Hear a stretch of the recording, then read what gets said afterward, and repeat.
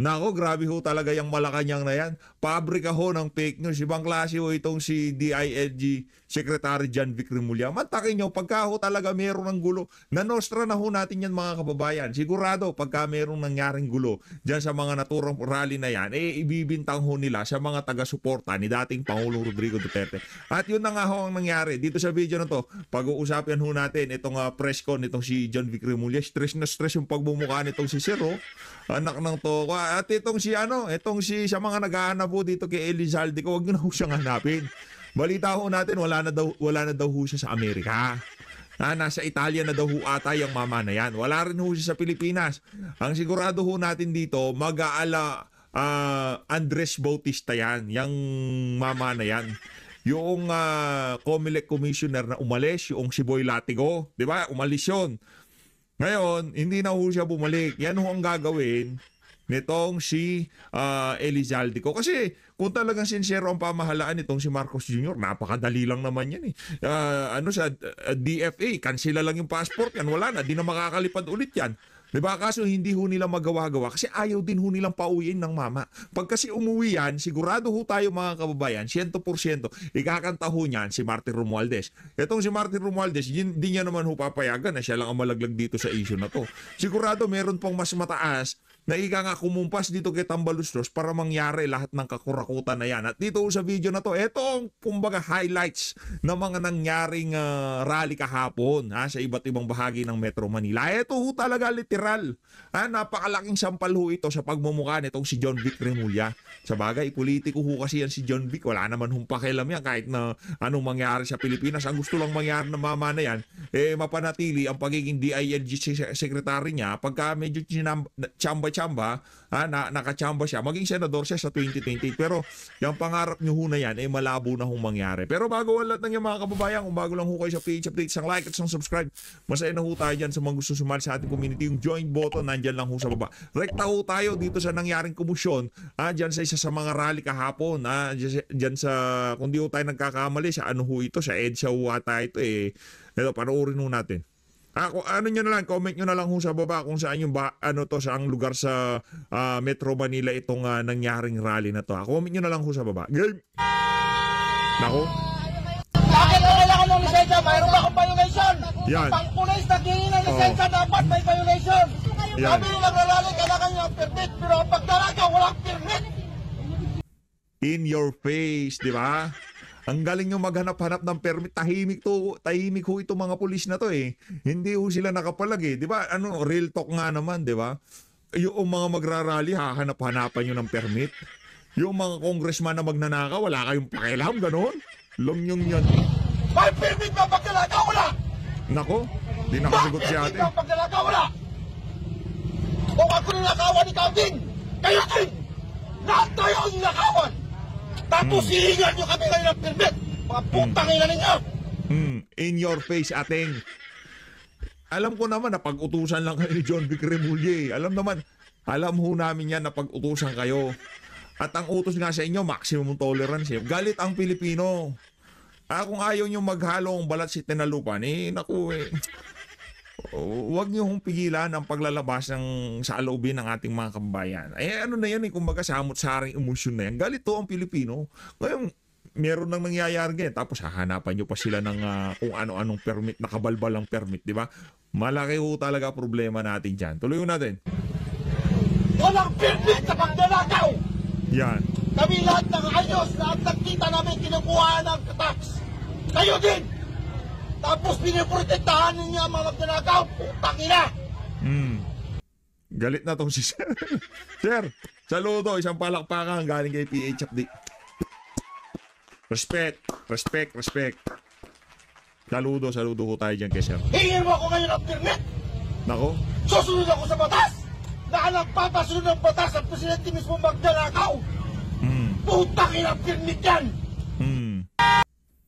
Real talk, yan ho ang realidad sa Pilipinas. Pagka ikaw, ordinaryong Pilipino, paglalabas ka ng saloobin mo, napakaraming kabalbalan, kalokohan na hinahanap nitong mga pulis na to. Pero pagka ninanakawan tayo ng mga buhaya dyan sa House of Representatives, tila bagang wala silang pakialam. rekta na ho tayo dito kay John Vic Remulla. Ha? Alam ko yung emosyon ng mga kababayan natin nung napanood ho nila yung video na yun, talagang tumatago, sika nga, di ba? Ang sakit ho sa dibdib, no? Pagka napanood nyo yung tipong, ba't nyo hinahanapan ng permit itong si Sir? Di ba? Ano naman siya yung tipong lihitimong realista, lihitimong merong pinaglalaban. Pero yung mga ano dyan, yung mga panagutin ng korap tapos isinasama nila pangalan ni BP Sara, manahimik kayo. Hindi kasama dyan si BP Sara. Sa susundo na video natin, ha, ito matindi to. Nabibisi lang ho tayo ngayong mga panahon na to. Kung nasa kung nasa bahay lang ho tayo, balagbago ito mga kababayan. Nabisi lang ho talaga tayo, di ba? Sa susunod na video, naku, yung mga retired military personnel nagsalita na ho. Sa tingin ho natin sa mga susunod na panahon, sa mga susunod na pagkilos, talagang iba na ho ang mga mangyayari. Abangan lang ho natin. Kaya itong si John Vic Remulla, kitang-kita nyo naman ho, namumutla, di pa nga ata naligo, yan natasok niya kahapon, di ba? Ano ho iba na ho yung atmosphere diyan sa mga nangyayaring rally, yung mga ordinaryong Pilipino, mga fishball vendor, yung pinaglalaban na nga lang nitong si Kuya, pababain yung presyo ng fishball. Lihiti mo ho siyang vendor, ha, hindi ho siya bangag o kung ano pa man, ha. Lihiti mo ho siyang vendor. Meron ho siyang kariton, meron ho siyang motor, nagtitinda ho talaga ng fishball. Lihiti mo ang kanyang pinaglalaban. Siya mga natawa doon sa pinaglalaban ni Kuya. Ano ho siya, manininda ho siya ng fishball. Ngayon, ang gusto niya mangyari, pababain ang presyo ng binibili niyang fishball para mas mahal niyang, mas malaki kita niya. Paano mangyayari yan? Dapat hindi kurakot ang nasa pamahalaan. Gumanda ekonomiya, magbababaan ang presyo ng mga pangunahing bilihin. Mantika, fishball, kikiam, lahat po yan, babaan yan.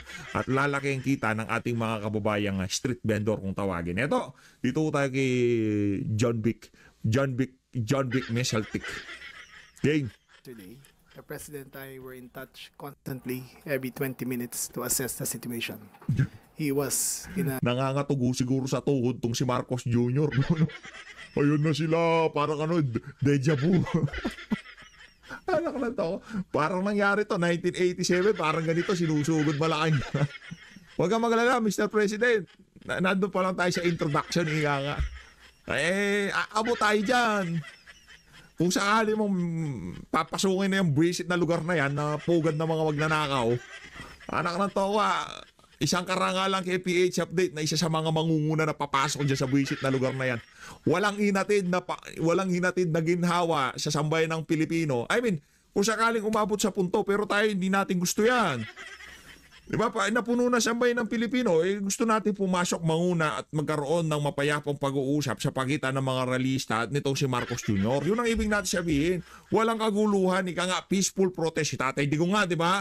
Ano ginawa ni Tatay Digong? Mga makakaliwa, pinapasok niya sa Malacanang. Para saan? Para magkaroon ng makabuluhang pag-uusap. At yun, ang ating hinihintay dyan. Kung sakaling papasukin niya lugar na yan at papapasukin ng mga realista at magkakaroon ng makabuluhang pag-uusap, isa tayo sa mga dadalo dyan, ika nga, di ba? Ganun yun. Wala tayo ibig sabihin ko, kayo naman, masyado kayong kabado. Wala yan.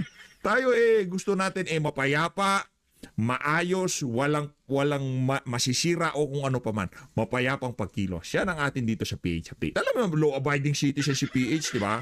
Hindi ko natin gusto yung kaguluhan. secure facility inside the compound, monitoring every single step. Nako. At approximately 2 p.m., while I was at the command center in Camp Crame, he called me and asked me to personally assess the threat level that was going on in Ayala Bridge. The anarchist burned a container truck that was put by the PSG to block the entrance of the Ayala. Yun. Mga lihiti mong nagkikilos protesta, pagka ikayo, napuno na kayo sa kabalbalan ng administrasyon na to, kalukuhan ng administrasyon na to, kakurakutan ng administrasyon na to, at ilinabas nyo ang inyong saloobin, anarchist na kayo. Di ba? Yaan. Ang problema, hindi naman ho ito ordinary Pilipino. Oligarko ho ito, mayaman ho ito, dynasty ho yung mga Remulla na yan. Kaya hindi ho nila ramdam yung saloobin na sambayan ng Pilipino. Kaya pagka ikaw, napuno sa kukurukutan ng mga politiko, ang tawag sa'yo, anarchist. Palakpakan natin si John Vic, kayo naman, oo. Yan ang mga natin, yun yung mga leader natin, di ba? pagka kayo naglabas ng lihitimong saloobin, lihitimong panawagan, lihitimong hinaing sa pamahalaan, kakurakutan, at yung linabas nyo yung saloobin, nagkagulo, nagkabalyahan, ang tawag sa inyo ni John Vic Remulla, anarchist. Palakpakan ng walang ya. Pambihira, oo. Bridge. Subsequently, at around 3:30, the corner of Mendiola and Legarda, I think, at 3:30, the a crowd of approximately 5,000 converged at that corner. The president's directive very explicitly stated that the PNP shall act with maximum tolerance. And with maximum tolerance, they only had their riot gear and no firearms. I repeat, the approximately 4,000 policemen deployed to contain the rally had no firearms on them, except for the SWAT group that was in the vicinity. The purpose of having no firearms is because when you engage a Parang ano lang ho yan, parang KOJC yan, walang firearms, tapos maya-maya magkakalitaw-litaw sa mga picture, meron naman pala. Ay, sino papaniwalaan namin kayo? Ang mga sinungaling kayo? Mga aso ni Marcos Jr., mga sinungaling? crowd, the chances of your firearm being pulled from you and being used against you is very high. Having said that, number one, there was no discharge of weapon from any PNP official. I repeat, there was no discharge of weapon. Number two, there was no tear gas used by the PNP. All the soldiers, all the policemen behind had instructions, use maximum tolerance. So they had no tear gas and they had no firearms. Number three, only when the mob were throwing Molotov cocktails did the police push back. That crossed the line. When rocks were thrown, you could shield yourself. But Molotov cocktails crosses the line. That can cause death. Having said that, the police pushed back. Pushing back using maximum tolerance. And one by one, they were apprehending the characters who were throwing rocks, Molotov cocktails, or engaging them physically. After the arrest, after all of that had been said and done, the protest subsided at around 5:30 p.m., after which we ascertained that the following happened. There was an arrest of, and we got this straight, 216 individuals, 216. Comprising of 127 adults and 89 minors. The minors were characterized as following. 65 were children in conflict with the law and 24 children at risk. What is the difference? Children in conflict with the law is 15 to 17. Children at risk is 14 and below. Of the 216 that were arrested, we'd also like to report that 95 PNP personnel were wounded. 95. Some of them serious, requiring medical attention. They were brought to the PSG station here in Malacanang, and also to the PNP General Hospital for further treatment. Now, I would like to commend the PNP for their performance yesterday. They acted according to law. They acted according to instructions. I would like to debunk the rumors going around that someone died, that there was a death. There were 0 casualties. Paano pagka tinanong sa inyo yung mama na buhat-buhat ng mga pulis tapos naampas ang ulo sa semento? Kumustahin natin yung mama kung nasaan na. Huwag ho kayong magsalita ng tapos. Secretary John Vic Remulla. Anak ng toka, pinapanood ho kayo na sambay ng Pilipino, di ba ho kayo nahiya sa mga pinagsasabi nyo na yan? Paano zero casualty? Sigurado kayo? Kumusta na yung mama na binuhat ng kapulisan tapos nahampas ang ulo sa semento? Kumusta na yon? I repeat, there were 0 casualties. What is spreading around in social media is fake news. There were, however, people who got hurt. None of the protesters were seriously hurt. I repeat, none. By seriously, I mean that they would have to be hospitalized. The police got hurt more than the protesters. Sinasabi ko. And that is something notable to everyone. Nakakaawa po ang mga pulis natin. Nako po. Binuhusan Sorry tayo ng dyan. tubig galing sa kanal. Binato ng hollow block. Kawawa Binato ng Molotov cocktail. Kawawa naman ang mga kapulisan. Kawawa naman sila. Lang yan, di ba? Pero yung mga Pilipinong pinagnanakawan, hindi kawawa. Ino-optics mo kami, Brads eh. Huwag mo kaming optikin. Ino-optics mo. Ang tawag dyan, optics. Diba, palabasin natin yung mga nagkikilos protesta, baka masasamang tao. Diba, ganun ho yan mga kababayan. Tapos yung mga pulis, kawawa sila dito. Pinagnakawan yung mga yun, Brad. Meron silang lehitimong panawagan. Hindi ho nila gustong ibaliktad ang pamahalaan kagaya ng mga makakaliwang sinasagupa ng mga pulis ng mga nakalipas na panahon. Ito ay mga ordinaryong Pilipino. Hindi sila mga makakaliwang grupo. Siguro mga merong iilan na humalo diyan sa pagkilos, pero karamihan ho diyan mga vendor, mga ordinaryong Pilipino talaga. Cocktail. Nasusunog sa tabi nila. Pero ganun pa man, walang ginamit na dahas laban sa mga realista. Sayang naman ang efforts ng buong Pilipinas na nagprotesta. The 65 or so thousand that protested and aired their grievances, which the president duly respected their right to do so. Their right to grievance was marred by maybe a group of 1,000 hooligans who wanted nothing but to spread anarchy. The first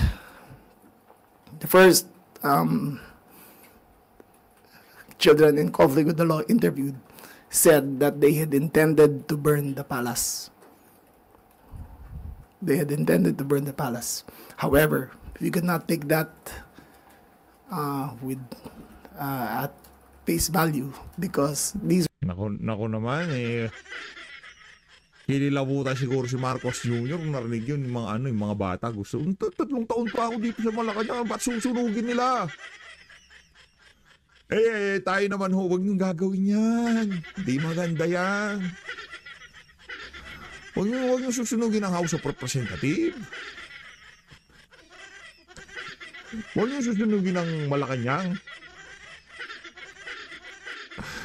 Naku, ano ba namang ginawa sa inyo ng Malacanang at House of Representatives?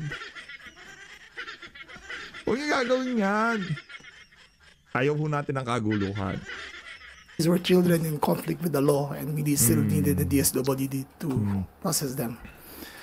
So a full report of their intent will come out in the next few days after the interrogation of all those held. The suspects are all held at the MPD station, where they are undergoing processing. The minors are with the are being interviewed by the DSWD to determine whether they will be tried as adults in the coming months. So that is my report for all of you. Thank you very much. Next, we have Acting PNP Chief Lieutenant General Jose Melencio Nartates Jr. Wala akong pakialam sa Nartates. Aso lang naman ni ano yan. Aso lang naman ni John Vic Remulla yan. Walang kwenta yung si Nartates. Dito tayo. Kay Ma'am Pinky. Ito si Ma'am Pinky, idol ko to eh. Isa ito sa mga pinapanood ko talaga reporter eh. Dito tayo kay Ma'am Pinky. Panoorin ho natin ang pagsalansan nito si Ma'am Pinky.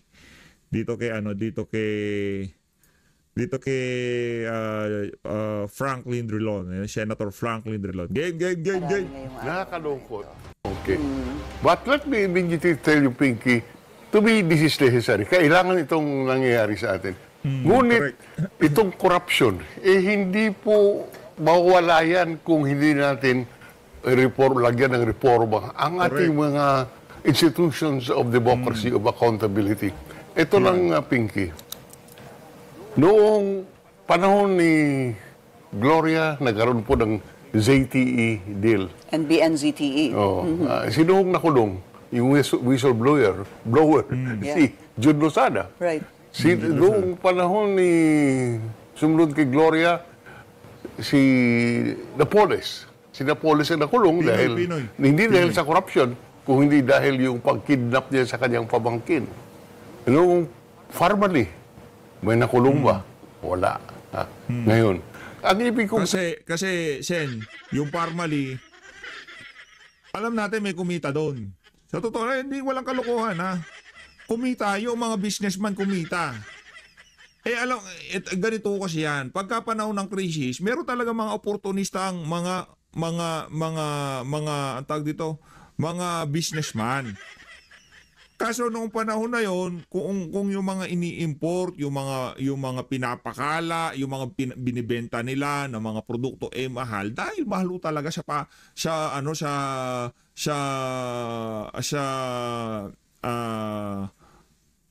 merkado, sa pangdaigdigang merkado kung tawagin. Di sa Pilipinas. Pagka in-import natin itong mga face mask na to, doon sa face shield talaga medyo diskumpiyado tayo dyan. Kasi wala ho tayong bansa nakita nagpa-face shield. Okay? Doon sa face shield, meron problema doon. Pero yung price, again, ganun ho talaga yun mga kababayan. Sa maniwala ho ko siya hindi, kahit ibang bansa, talagang mahal ho ang face mask. Hindi ko dinidepensahan. Sinasabi ko nga dito, yung face shield, medyo diskumpiyado tayo doon. Kasi wala tayong nakikita nagpa-face shield noong mga panahon na yun.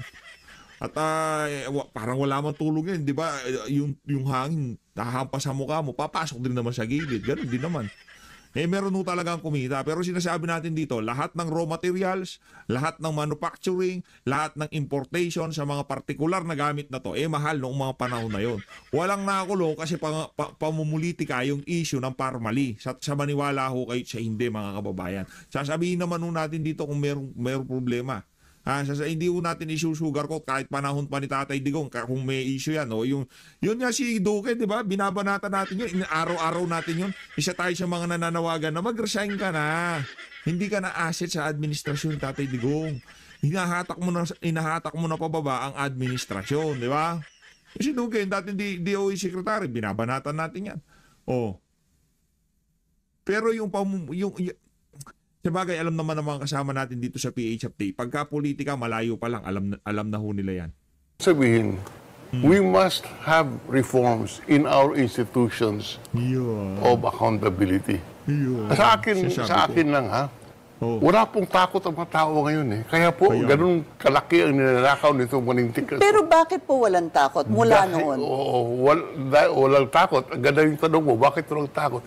Dahil wala nakukulong. Wala nakukulong. Our rule of law is not effective. Alam niyo, Pinky, yung the role of law is to place fear of punishment. Kung hindi ka naman takot na mapaparusahan ka, sige ka lang, sige. Kaya lumalakat at tingnan mo ang ating kasaysayan, wala pong nakukulong. So, formally, ang laki nung anomalya doon, inimbestiga namin sa Senado. Right. Wala nakukulong. Our institutions of accountability are not working. Just a quick question on that. Because you started, Senator, with kailangan ng reforma sa institution. Yes. Anong kailangan natin i-reform sa institution para matakot po ang mga tao, para hindi na sila maging corrupt o hindi maging sobrang corrupt? The institution can only be as effective as the people running it. Kung maayos ang ating proseso sa pagpili ng mga namumuno dyan sa mga institusyon yan, siguro that's the first step. So elections, would that be correct? Election. Electing the right people. So malaking trabaho, hindi po pwedeng overnight ito. So it must be consistent and reform-oriented remedies. If I were to ask you, sir, from the time of the late President Corazon Aquino till now, what seemed to be the problem? Why did we get here? Yan ang nga sinabi ko. Yun na rin Walang po. takot eh. The failure of the rule of law. Ang walang deterrent eh. Ang batas para po matakot ka eh. Because Ito, kahit alam ko naman, itong si Franklin Drilon, ayaw yan sa sa parusang bitay. Tanungin kita, Franklin Drilon, anong pinakamagandang deterrent sa mga magnanakaw na yan? Tanungin kita. Sige, mag-diretsuhan tayo dito. Kasi ayaw nyo ng gusto nyo ng deterrent, ayaw nyo naman sa parusang bitay. Anong klaseng deterrent ka? Kulong? Magnanakaw ka ng sandamukal na pera, tapos ikukulong ka lang? Pambihirang yan. Tapos may Court of Appeals, Supreme Court, absuelto ka? Naklanto ka.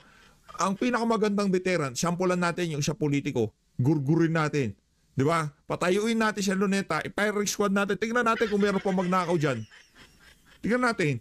O kaya sige, wag na natin pakuyog na lang natin sa sambayan ng Pilipino. Yarin lamang pinagnakawan niya sambayan ng Pilipino. Ganon kasimple. Ipakuyog natin. Ang to kung deterrent. Kalukuhan mo. govern. Nangyari ho. Naku, technical na naman ho ito. Technical. The conduct of people. At kung hindi sang-ayon sa batas, makukulong ka. Ito, hindi wala nakukulong. Or Senator, would it also be yung ulo? The person who is leading us, the President? Yes. Kasama na yan Kasi lahat. sabihin po natin, Pinoy, walang korap, walang mahirap. I mean, one of the reasons, if we look back, kaya po nanalo si dating Pangulong Noynoy Aquino dahil sa kanyang slogan na walang korap, walang mahirap, hindi ho ba? So, minsan ang tanong din ng tao, parang pumikit ka, pagising mo, bigla na lang napunta tayo sa ganitong klaseng sitwasyon. Yun na nga, kung sa aking tingin na, of course, marami iba-ibang opinion. Sa aking tingin, ang kawalan ng saysay ang ating batas.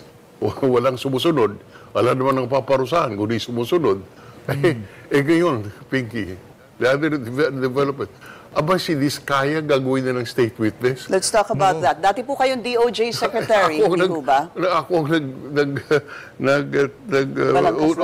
nag-implement ng Witness Protection Program. Yung si Eileen Sarmenta. Can you imagine, it makes me boil to see that this guy is... I want to backtrack a little bit. So during the Senate hearing, na ang chairman nun was Senator Marcoleta, naglabas po ng statement, di ho ba, yung si Diskaya, yung mag-asawa, affidavit, di ho ba, affidavit, in-enumerate nila. Tapos that was the time that Senator Marcoleta parang referred, would be the right word, I guess, them to the Witness Protection Program. But obviously, that is still under the advice or the approval of the Senate President. But final approval will be the DOJ. Yung pa lang doon po tayo pumunta dahil doon nag-umpisa. What were your thoughts about that? My thoughts is that dapat po hindi gawing state witness yan. Dahil lang yung state witness may qualifications dapat you are not the most guilty. Yeah. Dapat yung testimony mo kailangan para ma-convict yung akusado. Dito si Diskaya appears to be the most guilty. At kaya ako'y nalulungkot. Kasi ang epekto niyan, si Diskaya, kailangan yung style Diskaya iba most guilty. Ibig sabihin, hawak ko niya sa liig itong si Martin Romualdez, hawak ko niya sa liig yung mga DA secretary, yung DPWH district engineer, yung mga congressman, lahat hawak ho ng mga Diskaya. Takot sa kanya si Martin Romualdez. Pagka sinabi ni Sara Diskaya, pondo para sa project na to, insert itong pondo na to, district engineer, ilabas nyo na yung pera, takot ho sila kay Diskaya, okay? Mula ngayon, si Sara Diskaya ang presidente ng Pilipinas, okay? Takot daw, most guilty pala di ba? Ganun lang naman ho yung mga kababayan. Pag ginawa mo siyang state witness, hindi na siya masasampahan ng kaso. Kaya immune siya. Immune. Libre siya. Ngayon, kaya aking pakiusap kay Secretary Rimulya, siguro, pabayaan mo na sa husgado yan kung siya maging state witness. Kasi ang husgado naman ang magsasabi kung pwede siya mag-state witness o hindi. Correct. Isn't it also... napakaganda nun. Pero para sabihin na si Diskaya ang most guilty, meron tayong problema doon. Senator Frank, Ako kahit pa paano yung mga previous pronouncement mo pinapakinggan ko dahil parang yung tamama na to meron na atang pinagkakatandaan. Pero para sabihin mo sa akin ngayon na yung mga Diskaya sila ang most guilty, meron tayong problema dyan, Senator Franklin.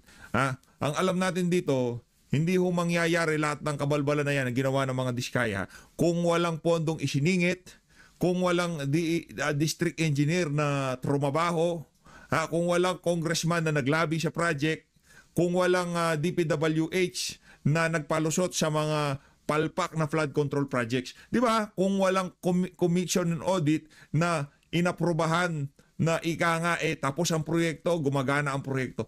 Kung wala ho lahat ng yan, ika nga, di ba? Sige na, okay. Si Diskaya na most guilty. Nagawa ho lahat yan.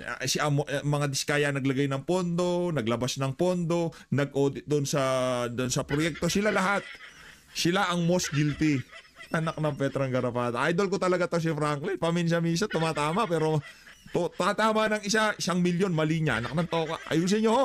Sen. So that's going to be the call of the DOJ Secretary? The call of the DOJ Secretary is to admit him to the Witness Protection Program. Okay. Pero kung gagawing state witness, sampahan ng kaso at hayaan mo ang husgado.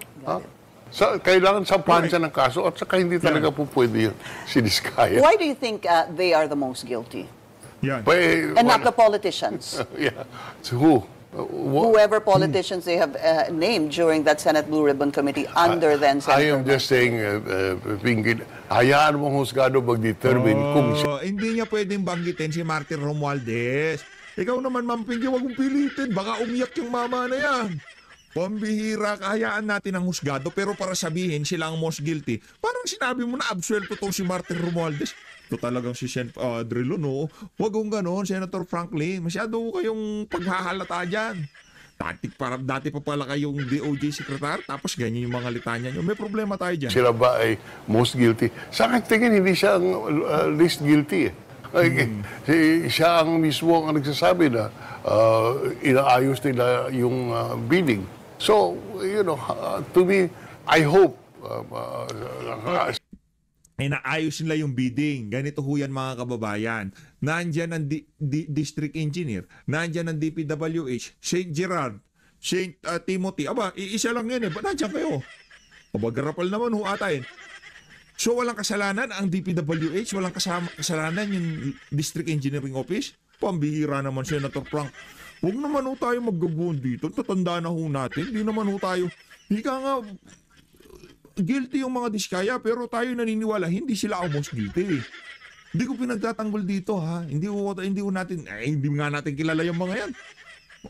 Hindi ko pagtatanggol dito pero nung kinanta nila ang pangalan nitong si Martin Romualdez at Saldico, yun na ho ika nga kung tawagin yun yung turning point, di ba? Ito na ang panahon na talagang ilabas nyo na kung ano nalalaman nyo. At doon sa ginawa nila na yun, kahit pa paano, na-earn ho nila ang respect natin. O, kaya para dito kay Sen. Drilon, huwag hong gano'n. Ang baboy naman ng mga ganyang klaseng banat, di ba? Tuloy. Si Secretary Mulya po, magaling na tao yan.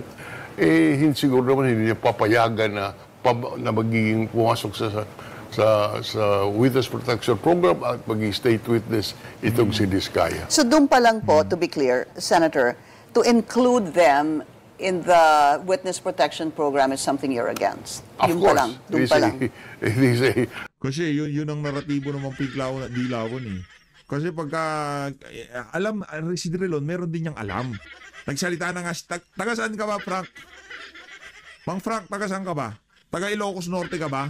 Alam mo ba na meron din pala mga kontrata dyan sa Ilocos Norte, yung mga Diskaya na yan? Kanino ba baluarte ang bakit hindi napasama sa privilege shipping laxon yon? Yan ang problema ko natin dyan. Hindi ko akala ko pa naman, matino sasabihin mo dito, Brats.